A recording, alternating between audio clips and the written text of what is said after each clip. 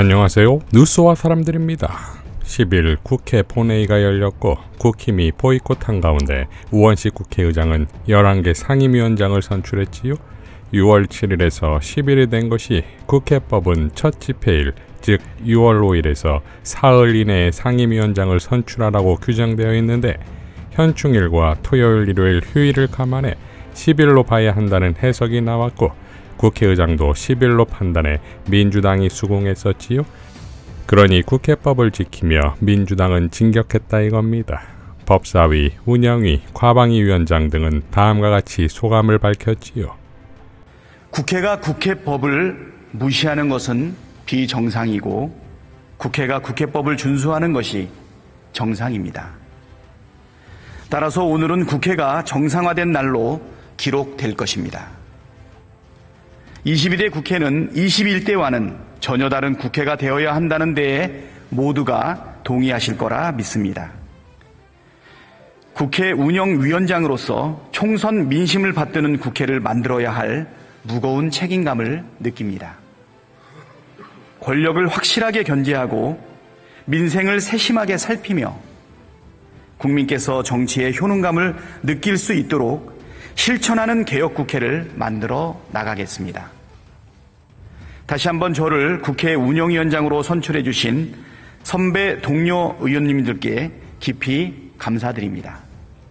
운영위원장으로서 맡은 소임을 충실하게 수행하겠습니다. 고맙습니다. 여러모로 부족한 저를 법사위원장으로 뽑아주신 의원님들께 깊이 감사드립니다. 국회는 법을 만들고 법은 대한민국의 방향타가 됩니다.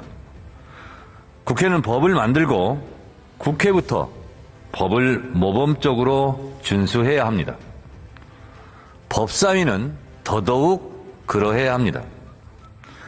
국회에서 만든 법을 국회가 지키지 않는다면 국회가 만든 법을 누가 존중하고 따르겠습니까?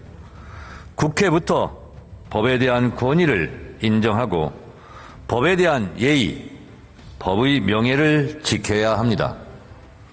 법사위는 국회법에 따라 국회법에서 정한 대로 법대로 운영하겠습니다.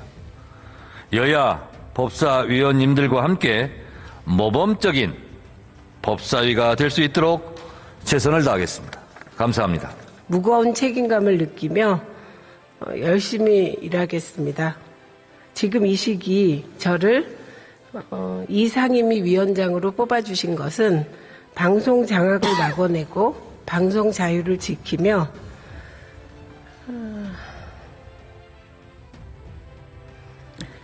ICT 정보통신을 발전시키고 과학에 있어서 진정한 선진국이 되는 법과 제도를 만들라는 뜻임을 잘 알고 있습니다. 앞으로 많은 도움과 격려 부탁드립니다. 열심히 하겠습니다. 고맙습니다. 자, 이제 남은 것은 7개 상임위인 것인데 어차피 파투가 난 국힘인 것이니 아예 다 민주당에 넘기고 피해자 코스프레로 갈 듯 보이지요. 애초에 법사위원장을 주면 운영위와 과방위를 주겠다는 딜을 치는 게 얼마나 사태 파악이 안 된 것이냐 이겁니다. 그러니 18개 중 단 하나의 상임위원장도 없는 집권 여당이 되는 것이고 이제 민주당은 최상병 특검, 김건희 특검, 민생회복지원금, 영일만 석유 탐사 의혹 등 윤석열 정권을 향한 전면전을 치르겠지요. 이런 와중에 김건희는 에코백 들고서 마치 메시지라도 보내는 듯 해외여행을 떠났고 같은 날 권익위는 김건희 디올백 문제없음으로 종결했습니다. 이에 대해 권익위원장이었던 전현희 의원은 다음과 같이 밝혔지요. 오늘은 국민권익위가 청탁금지법 주무부처로서의 자격을 상실한 날로 기억될 것입니다. 윤석열 정권의 권익위는 독립적인 반부패 총괄기관으로서의 책임을 망각하고 감사원 검찰과 함께 정권의 행동대장으로서의 경쟁을 하고 있는 것입니까? 권익위는 앞서 윤석열 정권의 방송 장악을 위한 방송계 인사들 축출을 위해 소관 법률인 청탁금지법과 이해충돌방지법 조사권을 악용하며 앞장서고 정권 측 인사들에 대해서는 마치 한쪽 눈을 감은 듯 솜방망이 결정을 남발하더니 급기야는 국민들이 현장을 똑똑히 지켜본 김건희 여사의 명품백 수수까지 청탁금지법 위반이 아니라며 면죄부를 발부하는 만행을 자행해야 했습니다. 대통령과 가족, 측근들의 비의 의혹에 대해서는 정권의 눈치를 보며 무딘 칼날을 휘두르고 반대편에 대해서는 가혹한 잣대를 들이대는 권익위의 공정성과 독립성을 망각한 이중적 잣대와 내로남불 행태의 전직 권익위원장으로서 분노를 넘어 참담한 심정입니다. 공직자의 반부패를 수호하는 최후의 보루인 청탁금지법을 정권 수호를 위해 무용지물로 전락시키고 제물로 바친 국민권익위는 더 이상 기관의 존재 의미가 없다고 할 것입니다. 민주당은 절대 좌시하지 않고 이러한 무도한 일을 자행한 진상을 철저히 규명하고 권익위에 책임을 물을 것입니다. 라고 밝혔습니다.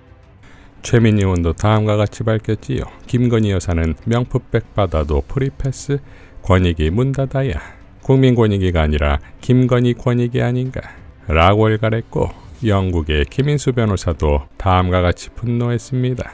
권력이 천년만년 영원한가? 간혹 권력이 몇십 년 이어지기도 하지. 그러나 몇십 년 이어지려면 적어도 국민을 위하는 척 속이기라도 잘해야 한다. 뻔뻔한 윤석열 정권이 얼마나 가겠냐. 권익위 니들도 신세 망쳤다. 이 정권은 몇 개월이면 끝이다.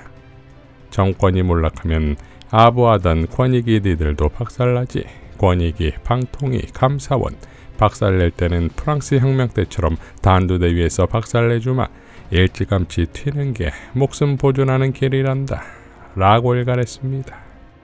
전우영 역사학자도 다음과 같이 밝혔지요. 국민권익위가 공직자 배우자에 대한 제재 규정이 없다며 김건희 명품백 수수를 위반사항 없음으로 종결 처리했습니다. 부부 사이도 아닌 박근혜와 최순실이 경제공동체라며 민간인 최순실이 뇌물 받았다고 둘 다 감옥에 보낸 게 불과 몇 년 전 일입니다. 저자들은 국민 머리가 닭대가리인 줄 아는 모양입니다.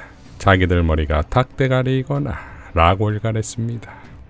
자, 수수하는 동영상까지 전 국민이 목도했음에도 이런 결론을 내리는 권익위를 국민들이 용납할 수 있겠습니까? 검찰에 이어 권익위까지 국가 시스템이 모두 붕괴 중인 윤석열 정권의 대한민국이지요. 그러니 이제는 중단시켜야 합니다. 진보당의 김건희 관련 논평으로 마무리하겠습니다. 김건희 씨를 즉각 출국 금지시키십시오.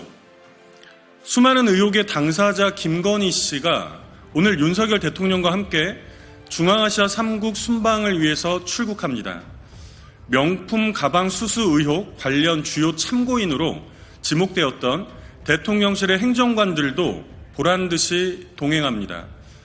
최재형 목사와 밀접하게 연락을 나눠 청탁 여부를 입증할 주요 인물인 조 아묵의 부속실 행정관도 코바나 컨텐츠 직원 출신으로 최재형 목사와 만남 일정을 조율했던 유 아묵의 행정관도 모두 함께 떠납니다.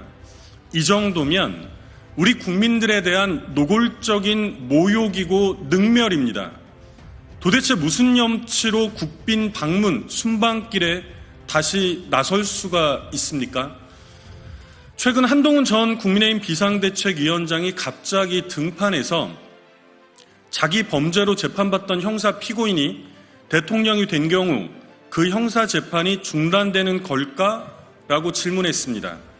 초현실적인 상황에서는 중요한 국가적 이슈가 될 거라고도 덧붙였는데 그 초현실적 상황까지는 잘 모르겠고 작금의 현실에서 우리 국민들이 모두 목도하고 있는 것은 자기 범죄로 재판받던 형사 피고인의 배우자가 대통령이 된 경우 그 형사 재판은 모두 중단된다는 것입니다. 이러고도 윤석열 대통령을 비롯한 정부 여당에서는 공정과 상식을 언급할 자격이나 있습니까? 이미 김건희 씨에게 명품백을 전달한 혐의로 조사 중인 최재형 목사는 출국 정지 조치를 받은 것으로 확인되었습니다. 법 앞에 예외도 특혜도 성역도 없다고 공언했던 이원석 검찰총장의 말이 사실이라면 명품백을 받았던 김건희 씨 또한 똑같이 출국 금지시켜야 합니다. 명품백뿐 아니라 도이치모터스 주가 조작 의혹, 양평 고속도로 의혹 등 그 모든 문제가 다 당연한 출국 금지 사유입니다.